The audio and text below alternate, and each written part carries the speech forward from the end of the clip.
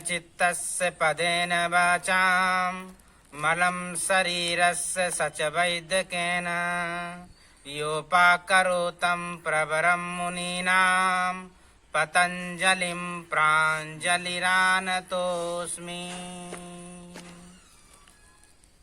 मेरे प्रिय साथियों व योग साधकों, आप सभी को प्रणाम।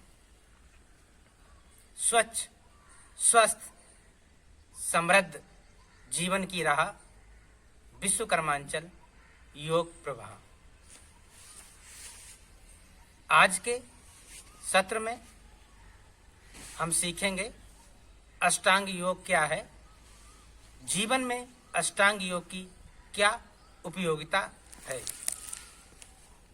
महर्षि पतंजलि ने योग दर्शन की रचना की, जिसमें उन्होंने 195 सूत्र लिखे। योग दर्शन को 4 भागों में विभाजित किया गया है, जिन्हें पाद कहते हैं। पहला समाधि पाद, जिसमें 51 सूत्रों का वर्णन है। दूसरा साधन पाद, जिसमें 55 सूत्रों का वर्णन किया गया है। तीसरा विभूति पाद, जिसमें कि 55 सूत्रों का वर्णन किया गया है। चौथा कैवल्य पाद, जिसमें 34 सूत्रों का वर्णन किया गया है। अष्टांग योग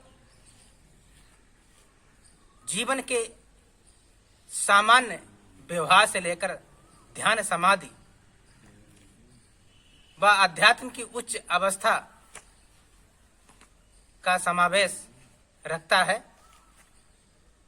अष्टांग योग धर्म, अध्यात्म, मानवता, ज्ञान, विज्ञान की कसौटियों पर खरा उतरता है। ये योगियों के लिए ही नहीं, सामान्य व्यक्तियों के लिए जो स्वच्छ, स्वस्थ, समृद्ध होने की कामना रखते हैं, अष्टांग योग उन सभी के लिए परम आवश्यक है। महर्षि पतंजलि साधन पाद के 29वें सूत्र में कहते हैं, यम नियमासन प्राणायाम, यम नियमासन प्राणायाम, प्रत्याहार धारणा ध्यान, समाधि अष्टावंगानि, समाधि अष्टावंगानि। अर्थात अष्टांग योग यम, नियम, आसन, प्राणायाम, प्रत्याहार, धारणा, ध्यान, समाधि, 8 अंगों को ही अष्टांग योग महर्षि पतंजलि कहते हैं। अष्टांग योग को 2 भागों में बांटा गया है, बहिरंग योग, अंतरंग योग।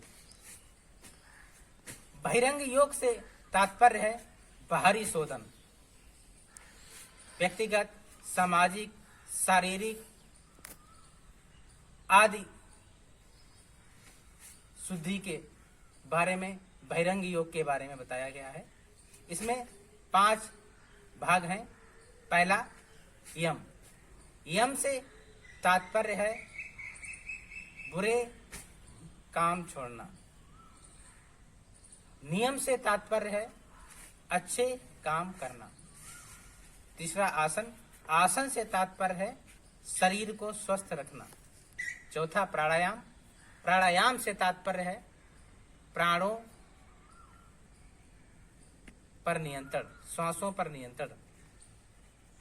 प्रत्याहार, प्रत्याहार से तात्पर्य है अपने दोषों को दूर करना। दूसरे भाग में अंतरंग योग के बारे में बताते हैं महर्षि पतंजलि। अंतरंग योग से तात्पर्य है आत्म जागृति, विवेक, ख्याति की प्राप्ति। इसमें 3 भाग दिए गए हैं, धारणा, ध्यान, समाधि। धारणा से तात्पर्य है चित्त को ध्येय में लगाना। ध्यान से तात्पर्य है चित्त का ध्येय में लग जाना। और समाधि से तात्पर्य है चित्त का ध्येय में स्थिर हो जाना।